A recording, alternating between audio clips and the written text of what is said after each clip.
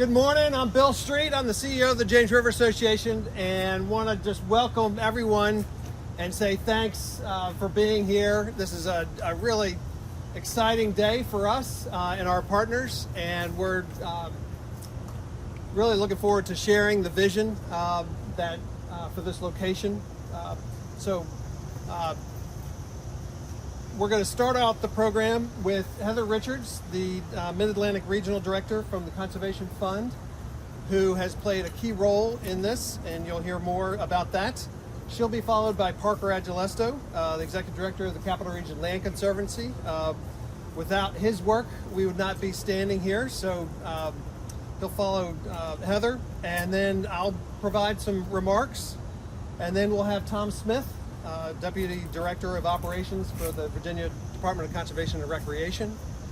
Hugh Jones, Executive Director of the Salvation Army Boys and Girls Club, who you may have seen their youth getting to enjoy some of the James River and show the kind of activities that we're going to have here in the future. And Josh Berriman, Science Curriculum and Instructional Specialist with Richmond Public Schools. When and hopefully she arrives, President Cynthia Newbill from City Council will be here as well, and we're thrilled, and so we'll insert her as soon as we can if she gets here. So that's our lineup, so I'll turn it over to Heather. Thanks, Bill. Well, good morning, everyone. It is so exciting to be here today. As Bill said, my name is Heather Richards. I'm the Mid-Atlantic Regional Director for the Conservation Fund. The fund is a national conservation organization that really prides ourselves on working with landowners, with partners, and communities to find conservation solutions that make both environmental sense and economic sense. And I'm here this morning to announce an important step in our work with our partners here in Richmond, many of whom you'll hear from this morning, to purchase, protect, and ultimately open to the public one of the last remaining unprotected riverfront properties in the city. Last Monday, the Conservation Fund was able to close on the purchase of this 5.2 acres behind us, with the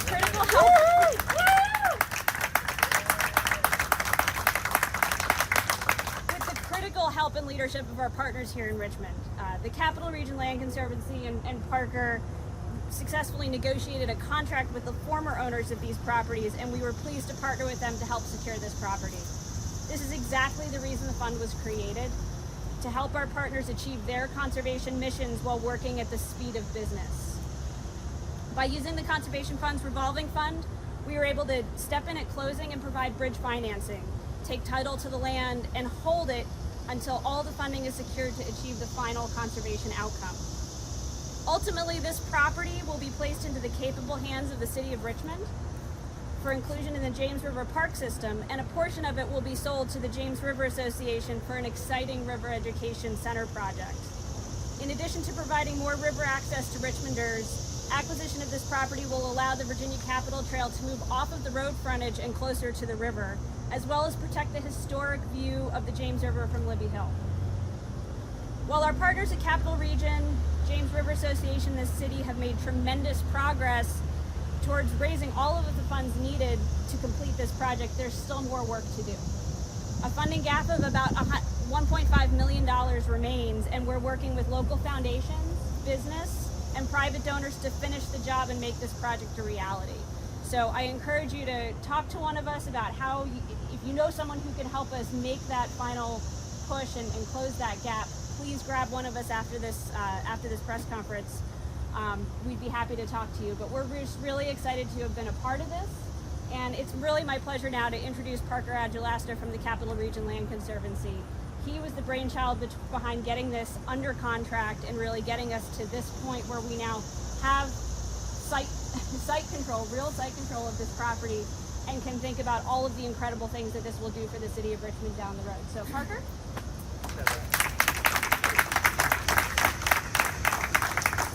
So I'll just say thank you very much, because there's a lot of partnerships here that come together to make big projects and big visions happen. There's also a lot of individuals who make the big vision happen. And it's with that community support that projects like this get done. We did our first project with the Conservation Fund. Capital Region acquired Malvern Hill for $6.6 million in 2018. Just 2 years prior, our annual operating budget was $65,000. Here we are, 2021. We've helped to secure $3.6 million and have helped to acquire the property here for just in excess of $5 million when you put all of the closing costs and all of the due diligence in place. That is an enormous amount of effort to help conserve and protect our resources. And what's even more exciting about that, all of that land is got public access planned for it. We partnered with the James River Association on Malvern Hill. They put in a canoe and kayak launch. We're partnering again with them, and they're bringing resources so that they can now have a presence with an education center on a small portion of the property out of the view shed that they will then be able to do more projects with. It's that kind of partnership. It's that creative, bringing many facets together, bringing the history together, bringing nature together, bringing management of resources together. So we're very pleased to have been the steward of getting to this point today. It has not been an easy effort. The first conversation that a group of us had about acquiring this property for this initiative was in February of 2018. And I want to thank Leighton Powell and the effort of Seating Virginia for basically convening that meeting with the partners. And we had folks from the city's Park and Recs, we had folks from the James River Association, we had folks from the Capitol Trees, all in a meeting to figure out how can we make this work. We knew it had to be a big partnership going in. So thank you all for that effort. And I just want to circle back on one thing, and I know Councilwoman Newbill will say this when she's here. The view that named Richmond comes from a vantage that is one of the highest promenades of Richmond. It has been an undisturbed view of the river since before there were any settlers in this region. It was an important area for Native Americans who Powhatan had his home and his tribe's headquarters over here at Tree Hill Farm, and it was a very important place. So to be able to preserve what is in some ways a sacred place, that the city knew that the view and the breathing spaces from Libby Hill Park were important. So important that it became one of the first parks that they acquired in 1851. And here we are, nearly 160 years later, adding to that protection, adding to that open space, creating breathing spaces for the community to come out and enjoy. And that's what really is the best part of this project. I will simply end by saying this property, all of it, is going to be protected with the conservation easement. The portion that the James River Association will have goes under a conservation easement. The portion that the city will have will go under a conservation easement. So there will be controls as to how this property is developed and used in perpetuity. And that's a very important component that it can't be undone. The portion that the city will acquire is going to be put under a conservation easement between the Capital Region Land Conservancy, co-holding it with the Department of Conservation and Recreation, just as we have done with adjacent Great Shiplap Park and the rest of the James River Park system. And it's incredible that we have the opportunity in Richmond as a local land trust to be partnered with the State Department of Conservation and Recreation on preserving some of these places that see the most visitors in any single year. I saw the headline, I think it was Mark Perry's op-ed, that the James River Park system with over 2 million visitors last year ranked as the 30th most visited park in the nation. That's incredible. The 30th most visited park in the nation. 2 million visitors. That's huge. So I just want to thank DCR for being a partner who has helped to provide some funding through the Virginia Land Conservation Foundation and has helped the city through the process of getting the Land and Water Conservation Fund grant that we've been awarded to get our funding now to about $3.6 million of the needed So with that, I'll bring Tom Smith, or Bill's coming back? Yep. Okay. Thank you, Bill. Thank you. Thank you, Parker.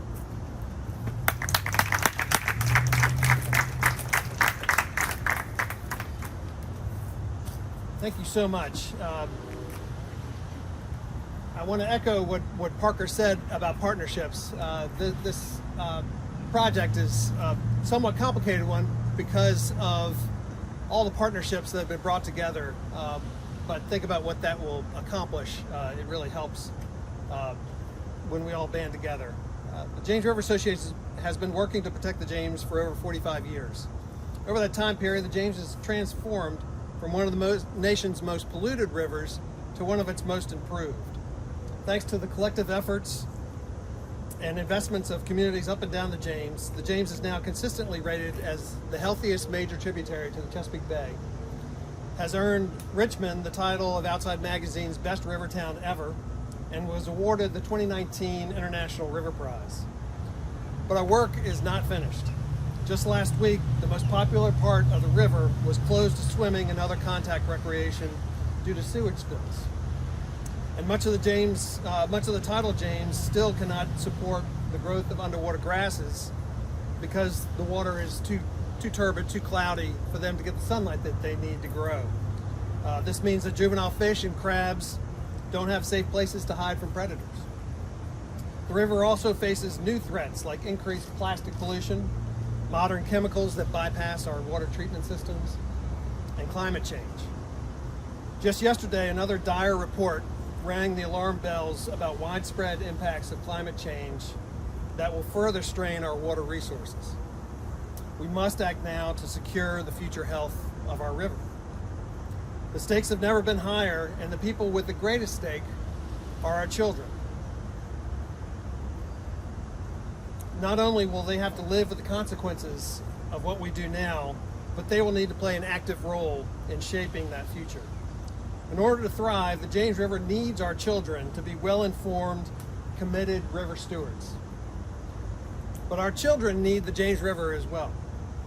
Teenagers today spend on average more than 8 hours in front of an electronic screen.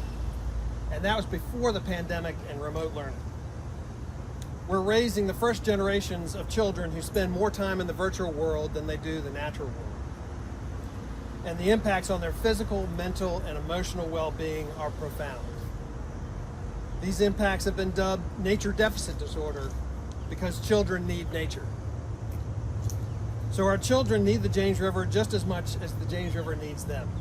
That's why the James River Association is so excited today to announce that we have entered into a contract with the Conservation Fund and the Capital Region Land Conservancy to purchase just under an acre of this marvelous Dock Street property to build an educational river center that will introduce students from the region to the James River and help them develop a personal relationship with it. Our programs focus on hands-on experiential learning to teach students STEM-related topics and lessons that correlate to Virginia standards of learning. When complete, the James River Center will be a signature building on Richmond's east riverfront that will allow James River Association to provide students from Richmond Public Schools and the region with immersive environmental education experiences. Our goal is to ensure that every child growing up in America's best river town is introduced to the river and enjoys a lifetime of benefits that it can provide. The center will help the city meet multiple goals and needs as established by their current plans. As set out in the Richmond 300 plan, the James River Center will add a distinctive and attractive architectural building that enhances walkable open spaces and increases public access to the river close to underserved communities. Toward goals set by the City Richmond Equity Agenda and the James River Park System Master Plan, the center will expand out-of-school learning opportunities for youth about history, natural resources, and conservation of the river and adjoining park system. The center will also support Richmond Region Tourism's vision for new boating and outdoor recreation opportunities to attract diverse visitors and tourists. This Dock Street location is an ideal site for the James River Center, given the variety of river environments that are in quick and easy proximity, which is an essential element to meet the time and transportation limitations that schools face today. Most importantly, the existing dock right down there allows immediate access to the tidal portion of the James River, allowing James River Association to use one of our education boats to take students and teachers on the river, many for the first time in their lives. Tidal waters also provide easy paddling conditions for novices for canoe and kayaks. Close access to the natural woods on Chapel Island provides an extraordinary opportunity to teach students about the connection between the land and the river in the heart of an urban area. That's just extraordinary. And Trigg Cove, where our students were learning today, gives students a chance to wade into the river, get their feet wet and hands dirty, and see firsthand the river life that's within a short distance of their community. It's also important that this site is in Richmond's East End, which has been historically underserved and has faced decades of policies and practices that put them at a disadvantage and degraded their environment. The center will be designed to be a model of sustainability and resilience and reflect Richmond's commitment to its natural resources. The site plan and building design will incorporate cutting-edge practices that promote environmental stewardship and inspire visitors to live more sustainably in their own lives. We've already received valuable input on the design and programming of the center from partners and stakeholders, and will continue to seek input through online and printed surveys and a series of community meetings. To learn more about the center and how you can get involved, go to our website, thejamesriver.org, and we have a page that's dedicated to the James River Center, and you can sign up to receive ongoing email updates. The total budget for the center is around $5 million, which James River Association is in the process of raising as part of our James Changer campaign.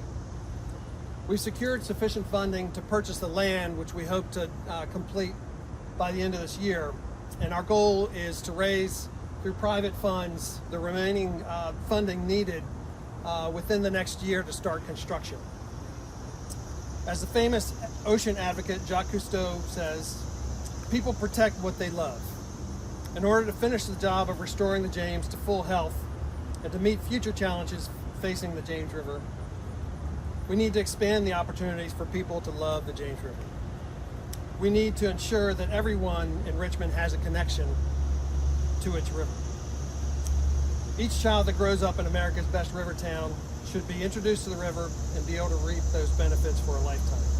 The James River Center will help meet that vital need. So thank you so much. We're thrilled to be able to make this public announcement. And now I'd like to welcome to the stage Tom Smith from the Department of Conservation and Recreation.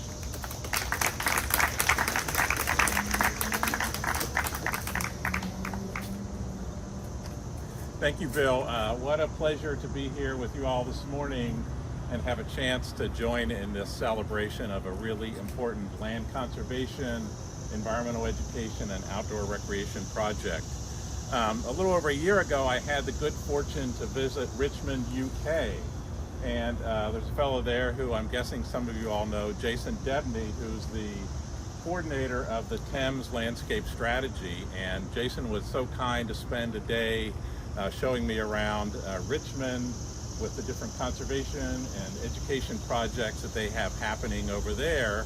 And the day culminated with a walk up the hill, up their Richmond Hill, and an opportunity to see the view that is our namesake. And so what a great experience that was. But that was a personal experience, and this tract in this project clearly speaks for itself. It's small, but a very critical project, and it represents a number of things. A missing link in the Virginia Capitol Trail. It's adjacent to the James River and the Kanawha Canal Historic District. It's a key parcel in the view that named Richmond. It's located on the Captain John Smith Chesapeake National Historic Trail, and it addresses two important categories in Virginia's land conservation strategy, Conserve Virginia, both scenic preservation category as well as the cultural and historic preservation category. At DCR, I've had the great fortune to be part of over 200 land conservation projects as we've built the state natural preserve system. And one of the many lessons that I've learned from that is that the number of acres that are involved in the project is zero relationship to the amount of effort that it might take to get the project done, the amount of money that it might take to get the project done, and the number of partners to get it done, and lastly, the critical importance that it might represent. So things may be small, but that's no reflection of how important they are. In this day and age, great land conservation projects like this one require great partnerships, and the quality and number of partners that are represented here today clearly speaks to that. We at DCR are so pleased to have been able to be part of this effort. We were able to help with a $500,000 grant through the Virginia Land Conservation Foundation, as well as a $2.1 million grant from the Federal Land and Water Conservation Fund. And so that fund is so important. Hats off to everybody that helped with the passage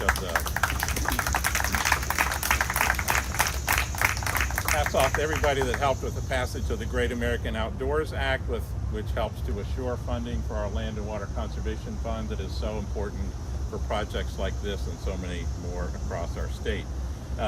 And just a note, this project was ranked number 1 out of 12 projects in the Land Conservation Foundation process. So Capital Region Land Conservancy, great job working with partners, putting together a really strong proposal.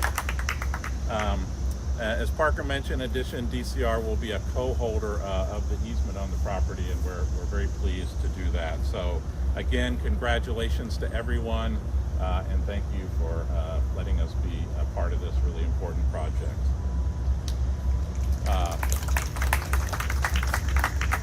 And next up, we have Hugh Jones, who is the Executive Director of the Salvation Army Boys and Girls Club. Good morning, everybody. As a director of the Salvation Army Boys and Girls Club, not too far from here, 3701 R Street, I am thrilled to be in partnership with all that's going on with the James River Association. We're always looking for good opportunities that will benefit our club members as well as our parents, and this is an amazing one. Also having the asset of the James River. There's so many great youth-serving organizations here in the city and in Churchill. I see my partners here, Blue Sky here as well, and others, the City of Richmond, Reckin Park. But we just appreciate the opportunity of you all being a blessing to us. When I think about our young people that we serve, it's so amazing because a lot of times young people are not acclimated to the river. I know we have a pool at the Boys and Girls Club, and sometimes they're not acclimated to that, but that's one of the things that we desire to do, is to get them acclimated to water. So this is just an extension of that. And one of the things that's so amazing is a quote by Gaston Bacard, a French philosopher. And he once said, "A minor event in the life of a child is a world event." And our young people over here, even today, are experiencing a world event. And it's really amazing, and we are really appreciative of that. Here are a couple of quotes of young people who struggle right now, believe it or not, with FaceTime.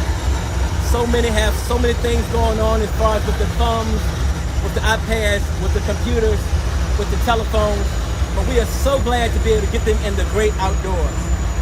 Julia, who is 11 years old, said, "I was very scared to get into a canoe. I needed a lot of reassurance.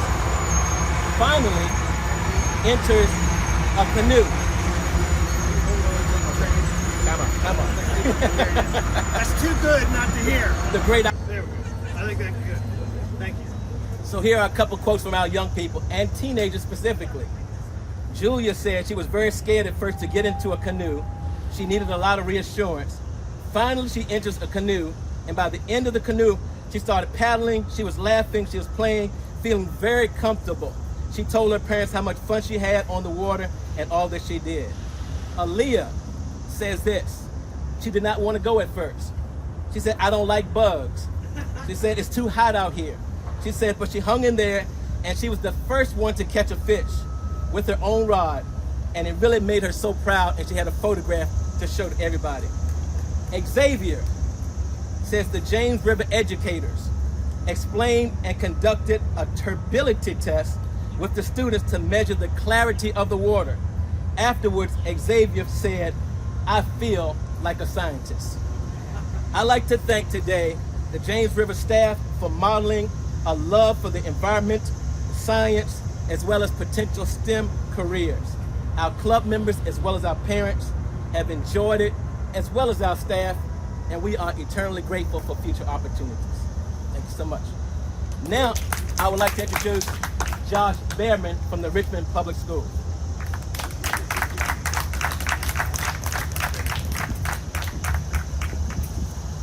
Thank you. Hello, I'm Josh Behrman. I'm the K-12 science specialist for Richmond Public Schools, former teacher, working with many of the students that Mr. Jones there was talking about. And just briefly on exactly what Mr. Jones was saying, the important thing about science education is not teaching a word to a student or even showing them a picture of something. It's getting a real experience in their hands, getting them out into the world to experience firsthand the concepts that they will then learn about.